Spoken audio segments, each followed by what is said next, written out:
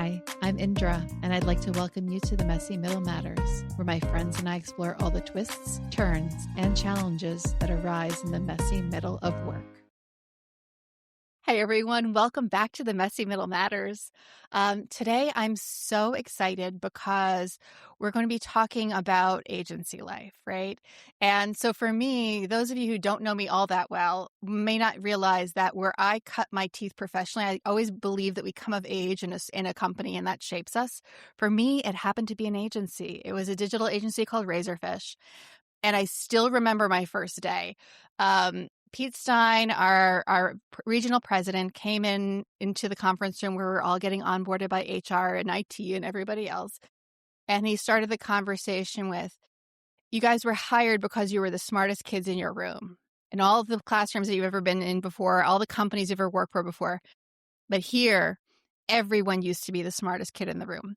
So recalibrate and get started. And it was just this, it felt like a wallop. But it was actually the most generous thing he could have done because it really set the context for what agency life would be like, what role I would be playing, how I might be interacting with everyone else around me. So I am delighted to have Kat joining me for the conversation today because she is also very passionate about agency life. And this is actually a teaser. This is going to be a two-part series. So I'm so excited. So welcome, Kat. Thank you for joining me. Thanks so much, Indra. It's such a pleasure to be here. Yeah. Why don't you tell everyone a little bit about yourself so they get to know you a little bit about your perspectives? Yeah, sure. So you might be able to guess from my accent. I'm originally from Australia, but I moved about 12, 13 years ago to New York. Before that, I'd worked client-side marketing. When I moved to New York, I wanted to move into strategy at an agency. And I was in my mid-20s, so I'd had some experience, but it was a completely new world, new culture, and, agency experience was pretty overwhelming. So since then, I've worked at a number of different agencies in New York, Saatchi & Saatchi, Johannes Leonardo, Gray, Omnicom, big ones, small ones. And funnily enough, I mean, that's quite common. We'll there's a bit more, but there is, a revolving door of people because people tend to move around a lot in agency life. I've gotten so much from my breadth of experience at different agencies. But it's funny, like stepping out of full-time work a few years ago and into freelance consulting and then also becoming a coach. I really got new perspective on it. And it was funny when I first got introduced to you and your amazing podcast, I thought it was so interesting because I was like, yeah, like the middle of agency life is kind of messy and is very nuanced and interesting in itself. It was interesting when I've listened to some of your episodes to kind of like listen to it with that perspective of the messy middle of agency life. So it's a pleasure to be here and talk to you about it.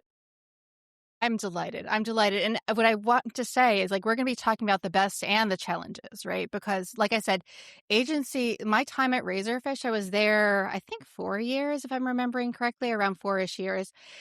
It shaped me. It gave me skills that I use to this day that I never thought that I would have. It prepared me for so many different facets of life and facets of work that I would have never, ever, ever gotten if I'd only stayed on client side. And just to give people language, client side means you're in-house, you're working for a company that creates a product and puts things out.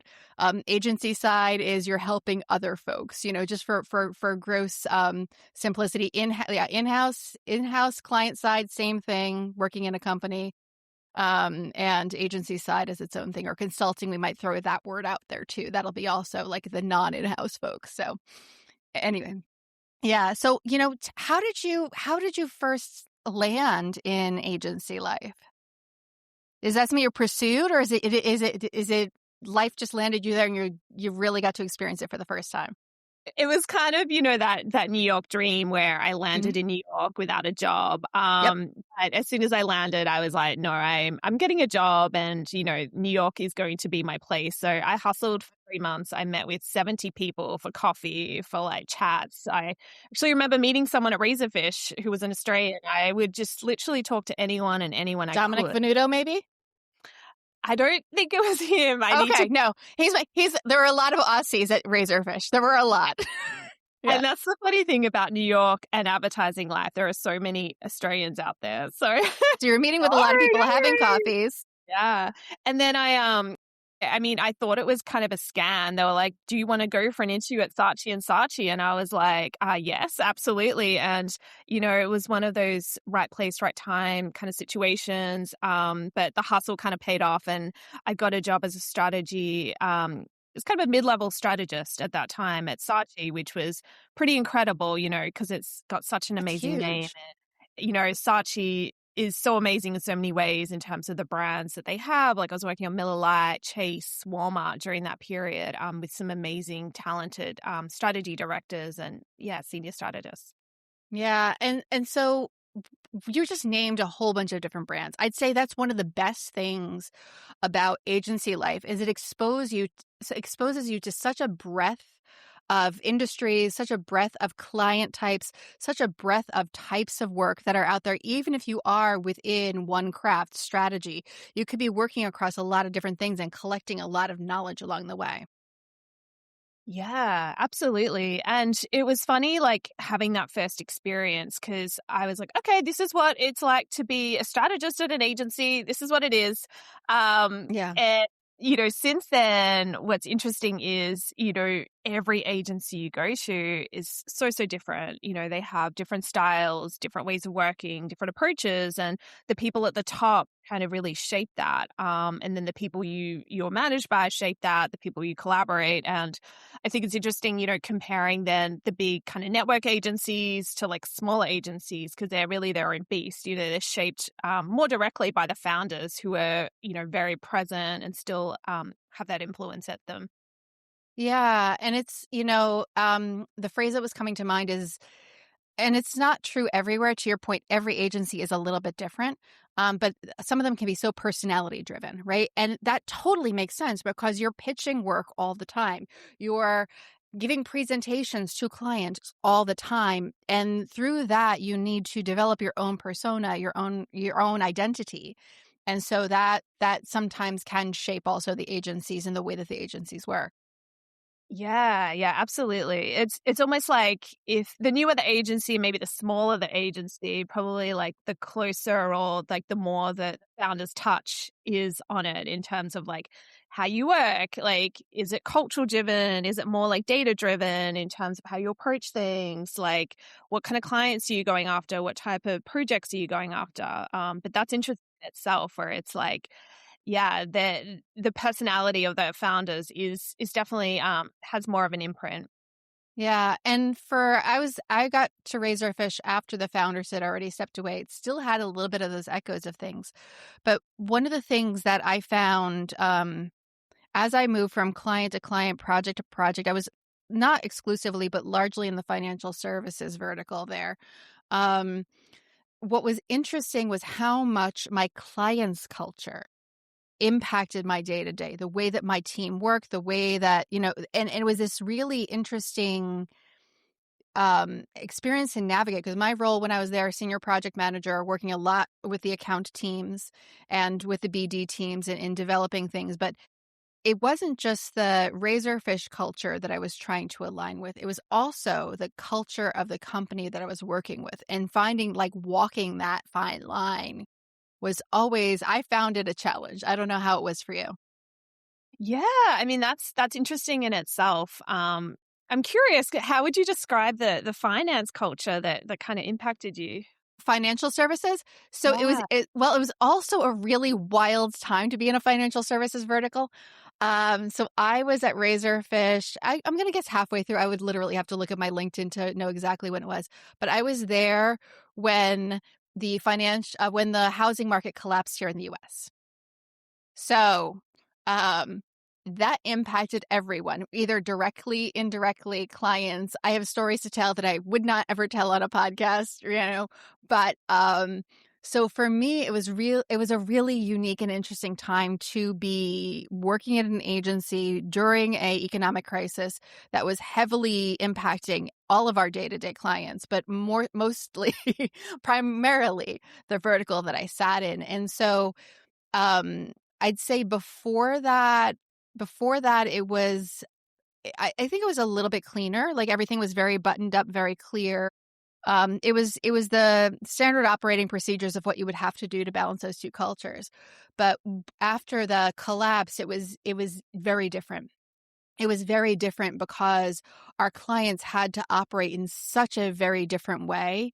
Not only were they having to deal with their financial headwinds and their restructurings and all of the regulatory environment changing and the way that they were showing up for clients or investors or the general public was changing. So it was a ride. It was a ride, not your typical one, but it's the moment where weird side story, but it's the moment when every single project from that moment onwards, I was like, what happens in the, and I'll bleep this out, what happens in the oh shit scenario, right? So, like where everyone needed to be really ready for the, how do I put up a big giant message on my website, and that point, apps were barely there yet, but how do I put up a message for all my clients that like, we're on it, we're paying attention, we're on it, but it needs to take priority over your day-to-day business because you have the press coming in, you have all these other people coming in. And so from then on, I was like, okay, I need to worry about that like everything is sideways scenario and always have a plan for that. So that's one of the things that shaped me. Simple question you asked me, but lots of memories came rushing back as you asked it. No, I mean, I was genuinely curious. But I think you're completely right. I think the client's culture definitely shapes, you as an agency, how you respond, what you prioritize. For example, I worked on auto for a while, and people kind of think it's just about making ads for consumers, and the goal is for them to buy cars. But in auto, the dealers have a lot of influence. So we were actually showing ads to dealers, and the ads are for the consumers and to obviously drive sales. But the dealers had feedback and actually had input, which is a dynamic I had no idea about before working on auto. And yeah, like that's interesting in itself. It's definitely nuanced in terms of like how you as an agency work with different clients and kind of model yourself and how you are with them, based on their needs. Yeah. And as you're talking about it, the other thing that comes to mind, and I don't think this is unique to my role, it might have been more prominent in my role, probably pretty prominent in your role that you had, but you get exposed to the way that organizations function in a very different way than if you were in-house. Like I'm imagining myself like as a software engineer in a company. I'm working on my task, I'm doing my thing. As a software engineer inside of an agency where I'm trying to work on something. Not my role, but I'm just trying to give you guys a different example. But if I'm working as a software engineer inside of an agency, I might have this indirect visibility into how things work, whether it's how which contracts did go through, which contracts didn't go through, like how many stakeholders are we talking to, how many people have a say. To your point, like do I need to show our work to dealers because we need to make sure that they can use the system that I'm keying in and coding together. Those are things that you wouldn't necessarily have as much visibility into if you were working in-house. Yeah. No, it's so different, and it's just another layer. Like, again, you go into it being like, great, we'll make ads for the client and there'll be beer ads, photo ads, or this, but it's so different. And yeah, there are so many different varieties of like what a client agency relationship looks like because of that. Yeah, no, totally. And one of the things that you also talked about a little bit earlier was the revolving door of talent and of the people, whether it's on, your side, whether it's on the client side, as things shift and change. I gave one example of what would have caused a revolving door, a financial crisis. That'll cause some sort of, change in staff and the people that you're working with on a day-to-day basis. Do you want to talk a little bit about like whether it was the triggers or even like the impacts to the team when that stuff happens, and how do you adapt and how do you change to that? Yeah, I mean, the revolving door in itself is interesting because, again, we're talking about like different ways that agencies operate, and that's based on founder. It's based on the team and the personalities you work with. But, there is more transience, I guess, in agency life. More people move around. It's more common than maybe other industries. And that's interesting, I think, from a personal perspective. Like I myself was conditioned early to be like, okay, like, time to start something new, to try a different agency. But it also, impacts the team because you could be collaborating and working with someone and then they move on and then someone else comes in. And I think that the great thing about creativity and the agency kind of side is just how fluid and subjective and gray it is. There are a million ways to make an ad. There are a million different ways an ad could turn out, but it's also like hard as well because someone's style and way of working could be completely different. You could have one manager that really prioritizes the data and the research and having like a really tight brief that's like beautifully worded. And then another person that comes in and says, no, it's all about, having meetings and collaborating. And yes, the brief's important, but it's about like in-person collaboration, which could be different. They could prioritize that. So I think what's interesting with the revolving door is, it's another layer. It's like, which people within the agency, are we diving with? And then if someone shifts and change, that also kind of changes how you personally work and how you work within your team.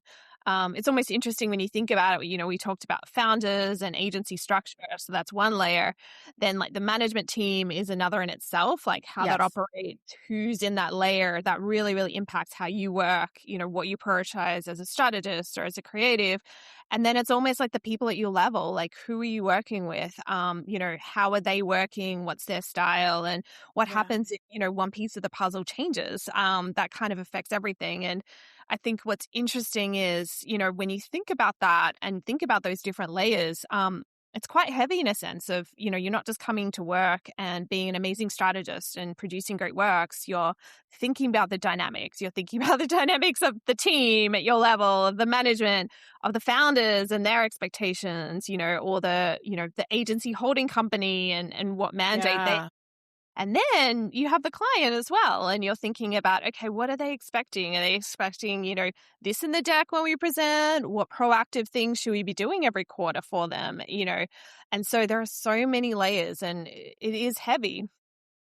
Yeah. And I've seen people navigate, if I'm thinking about just like polar opposite needs, maybe they're not polar opposites, but different needs. Like there is the person who I know them. I'm just picturing faces now. There are the people who love that novelty, who love being able to have that constant shift of dynamics, right? And that's, I think that it's they might get frustrated if they get stuck in an account, right? For whatever reason, the client falls in love with them, or there might be like financial pressures. There's lots of reasons that can happen. For them, it could be that challenge of always finding that new thing that's going to be novel and stimulating and challenge them. And then on the other side of the spectrum, I've seen where there were pods of people or clusters of people that would travel as a unit. Right. It could be as simple as a creative director, an associate designer, and a regular designer that travel together, or it could be like cross-functional where there's the strategist, the designer, and, there's that one front-end coder that love front-end developer who love to work together, and those are two different models that I've seen for people to find, to get the most out of their agency experience, but also find something that suits them and their temperament. Yeah, that's also Have you seen any other models, or are those familiar models? Yeah. Yeah, no, those are definitely, and like people take their people with them. So someone moves, they might move as a team, as they said, and then they're like, yeah, I worked with this amazing person, like we're bringing them over, and I think that's also interesting. Yeah, so it's quite dynamic, and it is really the people that then shape, how the work is done and the work culture as well, which is super interesting. Yeah, and one of the things that we talked about when we first had our deeper dive, off camera, so to speak, we were talking about the fact that we were talking about the messy middle of careers too, right? And the it's very there as much as somebody who's in house struggles to get the support that they need. I'm going to say that it might be just a little bit harder for people on the agency side to find the support that they need as they're navigating that middle, because it's so dynamic, because there are so many different flavors of things and possibilities.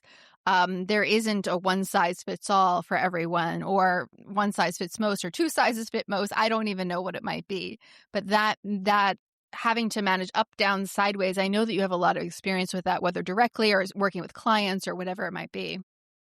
Yeah, I mean, that's interesting in itself. And when you think about the messy middle of agency life, the messy or the middle part is Yeah. so, in a sense. So, Yeah. there are people that come in at junior level, and those people don't have much experience. They're being mentored, managed, all of that. And then there are people at the top. But when you think about it, like, I don't know for sure, but it feels like 85% of people in an agency are in that middle part, which is quite big. And there are so many different roles. Like, you could be called a strategy director and be doing a million different things. It just depends on the agency and the team. And as you said, there's not a lot of support. It is really dependent on your manager. If you have a good manager, Yeah. some agencies are better than others at, support from the top and making sure people, have what they need and feel guided and supported, and are kind of looking out for people in terms of, like, are they having the support they need to do their job, but to feel comfortable?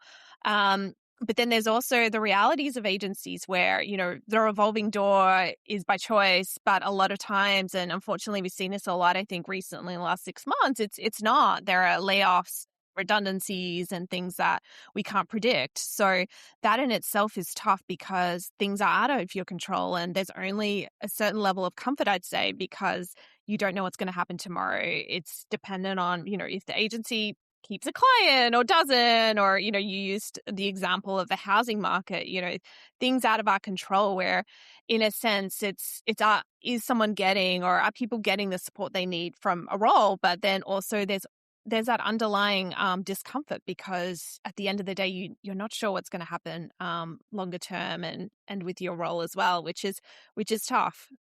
Yeah. And what I would say, what's different between then and now, I would say, is that at one point in time, I would have said that there's a sense of less security at an agency, whether that's your role or your project or your relationship with your client, because they're just, like you said, there's so many factors that can be factoring in your day to day. But I would say that people who are in-house don't have as much of a sense of security Mm. as they once did, because of the way that side of that side of the world is operating as well. There is a lot of that, like, it feels, sometimes you feel like you're standing on quicksand, or you're not sure if you're standing on quicksand. Like, is it going to give today, or is it not going to give today? And so I have the things that I've done in the past. Like, if somebody is feeling that kind of uncertainty, what advice do you give them to be able to just to find themselves, create themselves enough stability to be able to navigate the world and move forward? Because that could feel paralyzing if you're not feeling like you have any sort of agency in it. No, a double use of the word.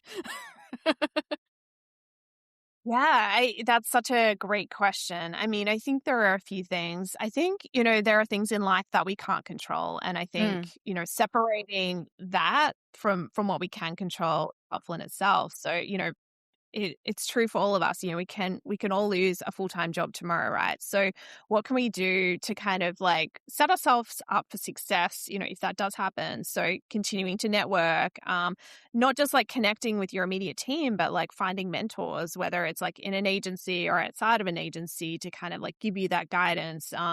But start to think about, okay, if something does happen, do I have a network? It could be through mentors, it could be just through networking with other people in agency life. And then I think it's thinking about, well, if the worst does come to worst, there are jobs, there are freelance, I could probably get by. Yeah. But then I think coming back to, okay, that's out of my control, but in my day, I can turn up, I can do a good job, I can like focus my attention on, the task at hand. I can think about that. I can also think about, well, is there something proactive I could do too?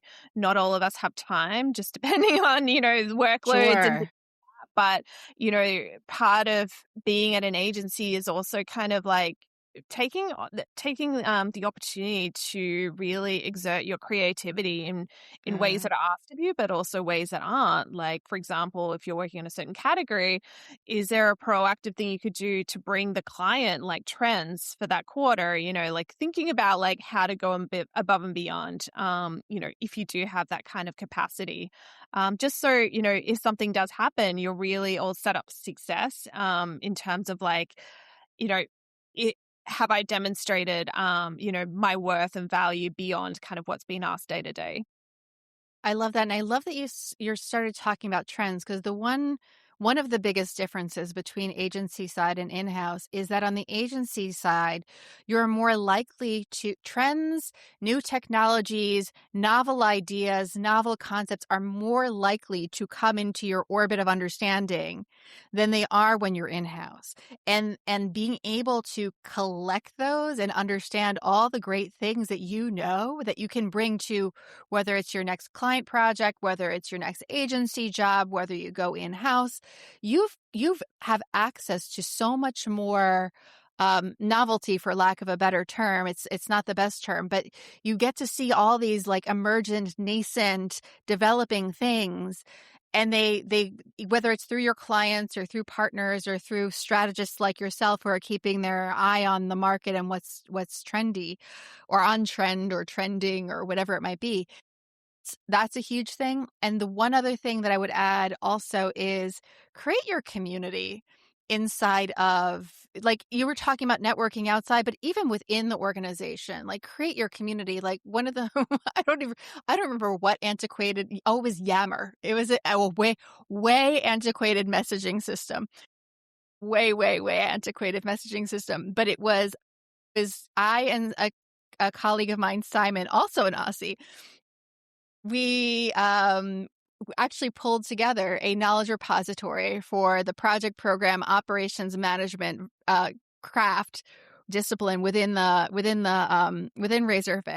to be able to help each other out as a community. Hey, does anybody have a scoping tool that has these particular factors in it? And we helped to pull that together and generate a community within that community, because it was that particular discipline. Usually we're very scattered and there's one of us on a project or even on a client, and we don't really have to talk to each other, but being able to like lean on each other when something would go sideways, that was a huge thing.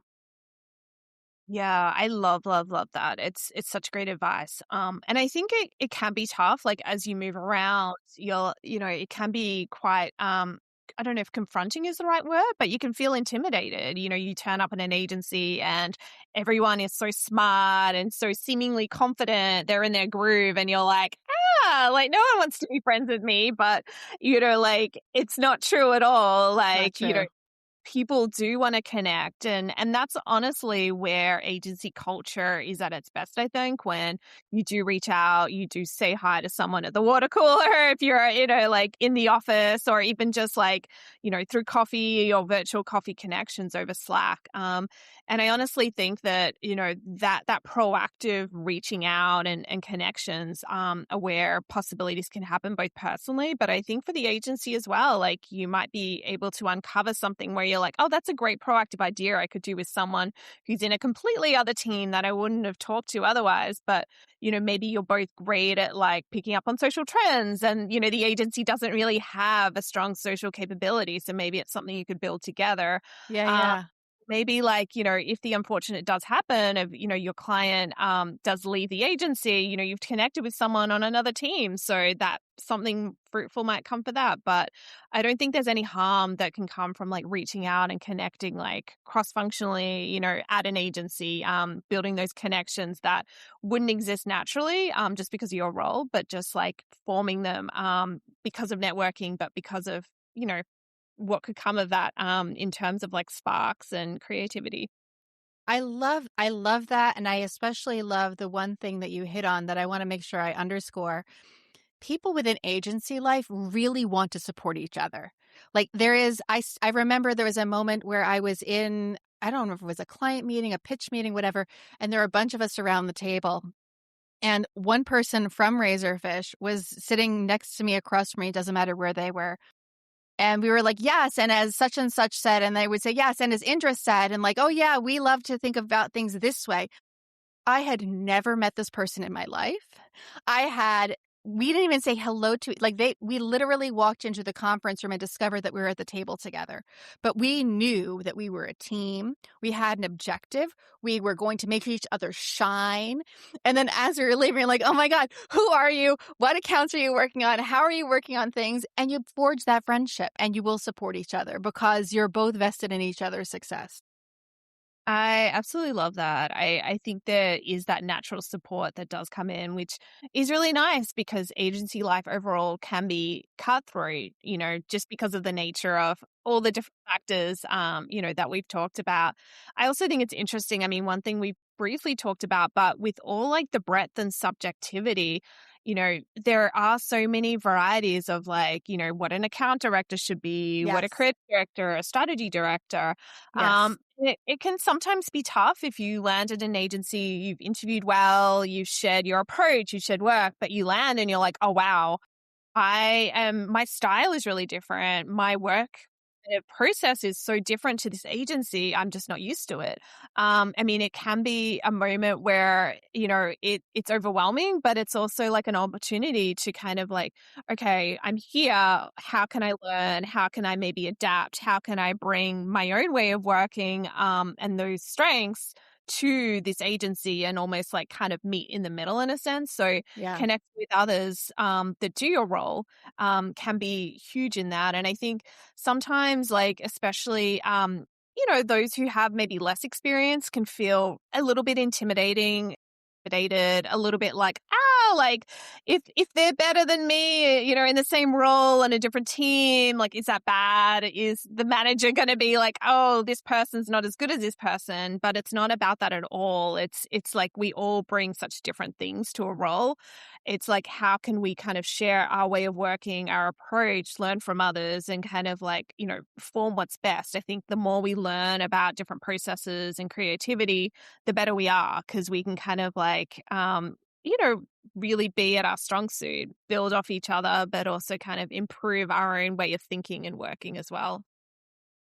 Love that. I love that. And I think that's a wonderful transition for us, or it's a wonderful pausing point, we'll say, for everybody, because the next time that we actually have a chance to talk, or everyone gets to hear us talk is we're going to be talking about imposter syndrome and, all of that. And I know you have so many wonderful thoughts around imposter syndrome, but we also are going to be talking about like how it shows up in different types of environments, which is why I thought it was so important for us to talk about agency life. And I am so grateful that you joined me for this topic because I've represented it a bit within episodes. But being able to dig in a lot deeper and get another person's perspective on it is just so important and so valuable. So I am so grateful to you. I know that everyone listening got something out of it, whether it's a bit of advice, the feeling of being seen, recognition that there's an opportunity there for them on the agency side, and it's worth exploring, whichever it might be. And I hope you all join us next time for another that next topic, imposter syndrome, on the Messy Middle Matters. Bye, everyone. Thanks, Indra. Bye.